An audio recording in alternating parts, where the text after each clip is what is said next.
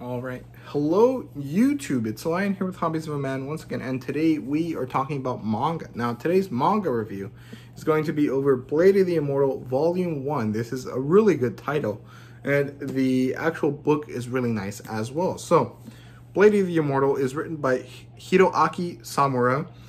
It's published by Dark Horse, as you guys can see right there. And the genres is dark fantasy and historical, I guess, alternate history, maybe. It does have an adaptation, but I've never seen it. And I think it's not actually anime. I think it's like a live action adaptation, but I'm not really sure. And yeah, so the premise is that an immortal swordsman named Majin lacks purpose. He's not really a ronin per se, but he has a mission. He swore an oath that he was going to kill 1,000 bad guys, but he hasn't really gone that far because it's really difficult to tell who is a bad guy and who is not, right? It's all very subjective. So he doesn't really have a purpose right now. He's lost his direction, his, sense of what he's going to do.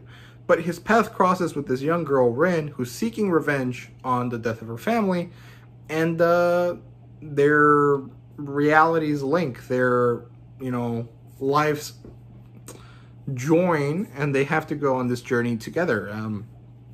Majin kind of finds a purpose with her, and that's the general premise, and it's a really good story. I really enjoyed it. So we're just gonna evaluate this like I normally do anything. So let's start with the plot line here. It's good. It's a bit confusing at first. I had to go back and reread from the beginning, and the second time through I didn't understand it properly.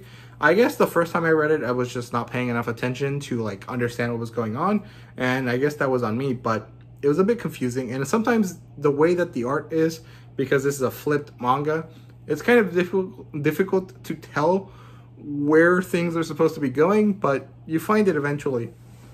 But, it's just a thing that you have to deal with. But yeah, it ends up being a very clear story once you get the hang of it. It's basically, so far, it's been a bad guy of the week with an overarching villain that you have to get to at the end, and so you had to fight through each one of these bad guys to get to him eventually, and they go through 3 of them in this book, and a lot of relationship building, and not like romantic, more like just 2 characters finding each other type of relationship building between Majin and Rin, with really good pacing, and overall it's a very interesting and meaningful story. It kind of talks about purpose and duty and like individuality and stuff, so it's really cool. I quite enjoyed my time with this. Now, the characters here, they're all cool, distinct, and some of them are rather creepy. Overall, very interesting, but I don't think that applies to each of them. Now, I'll get to what I meant later, but for now, we'll just talk about the main 3 characters. We have Kagehisa Anatsu, who is the bad guy. He's the youngest member of a family that was going to be a samurai family, but they lost the ability to do so for, plot reasons. And now he wants to get rid of all samurai schools, or of all samurai, Bushido type, groups of people that are not in line with his type of thinking. So he's a bad guy with a purpose. It's clear. It makes sense. You can empathize with this plan. Now, the other 2 main characters are Majin and Rin, who I just mentioned. In the premise, I explained their general, character traits, which is, Majin is a immortal guy. The Blade of the Immortal is his. And he has an oath that he took that he has to get to accomplish, but he lost his sense of direction. Rin is a young girl that, Anatsu killed her parents, and so she swore revenge, and, she joins with Majin, and they go on an adventure. But all the other bad guys, I don't know, man. Like, they're interesting, they're striking, they're distinct. You remember something about each of them, right? Like, I'm not going to talk about them, but I don't know. There wasn't depth to them, and I guess there was to an extent, but it's not very like deep. It's more like superficial, and I guess this kind of goes with the style that the author wanted to make. He said I think his style of writing and stuff, the type of manga that he wanted to make was based around, don't pay attention to the details, just enjoy the cool story, which, fair, this is definitely what's happening here.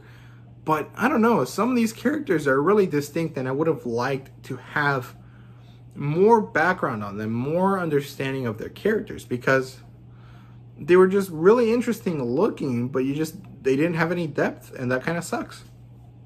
The only one that was really, you know, good was one of them that was also Immortal, and, you know, he really functions as a very good world building / character development tool for Majin, so it's actually really well done. That was actually very nice. But the other two bad guys, I don't know, or the other three bad guys, I didn't feel like they really offered that much. But I could be wrong, so yeah. Now the world building here is minimal, but it's what is given to you is important. You have to understand, you know, like, there's sword schools, there are different families that have different styles of Bushido. Each of them cares about etiquette and form, and it's more important that you follow the rules than it is that you are good at swordplay, which is interesting. Although to these families, it's like, if you follow the rules, you are good at swordplay, so they don't lose anything technically. But realistically, if you're limiting yourself to only doing your fighting the way that you're taught, then you're not really developing as a fighter, you know what I mean? So it's kind of interesting.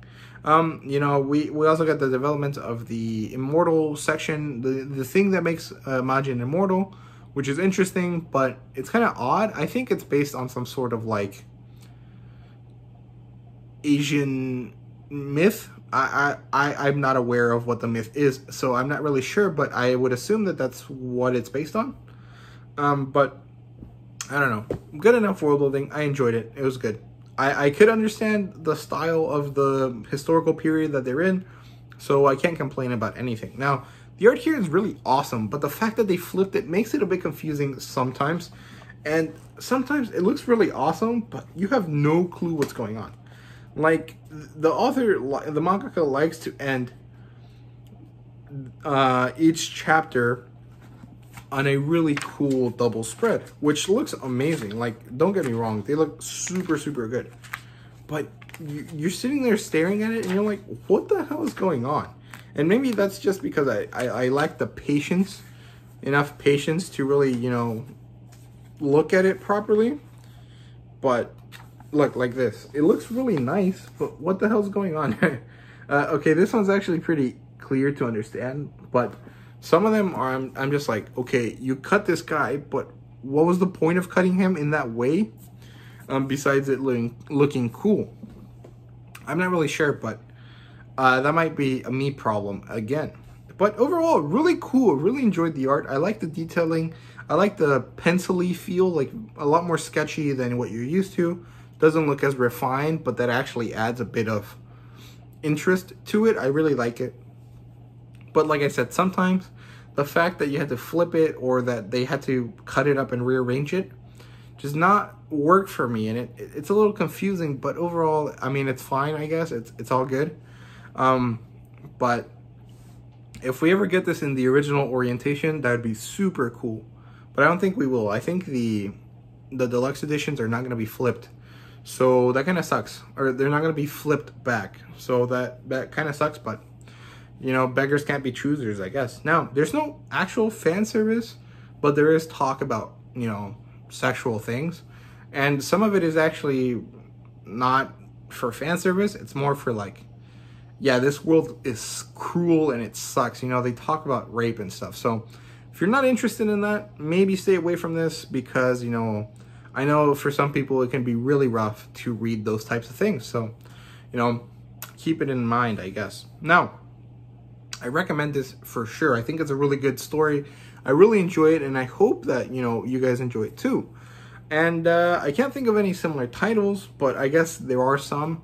I just haven't read them. Now, that's it for me. Thank you guys very much for watching. I really appreciate you guys. And yeah, if you did enjoy this video, please like, subscribe, and comment down below. Let me know what you guys thought. And yeah, see you guys later.